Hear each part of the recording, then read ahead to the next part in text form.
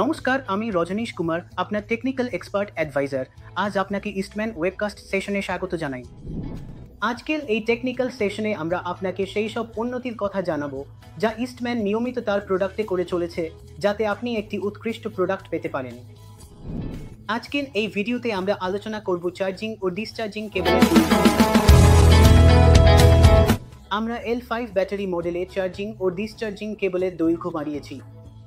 আগে কেবলের দৈর্ঘ্য ছিল 350 mm, এখন এই দৈর্ঘ্য বাড়িয়ে 1000 mm করা হয়েছে, যা ব্যাটারি ক্যাবিনেটের বাইরে পর্যন্ত চলে গেছে। এর ফলে লুজ কানেকশন ও ফিটমেন্ট সমস্যার সমাধান হয়ে গেছে। ভিডিও শেষ পর্যন্ত আমাদের সঙ্গে থাকার জন্য আপনাকে অনেক ধন্যবাদ। আশা করি আমাদের দেওয়া তথ্য আপনার অনেক কাজে আসবে। এমন আরও ভিডিও দেখতে আমাদের ভিডিওটি লাইক করুন, বন্ধুদের সঙ্গে শেয়ার করুন এবং আমাদের চ্যানেলটি সাবস্ক্রাইব করুন। ধন্যবাদ। ইস্টম্যান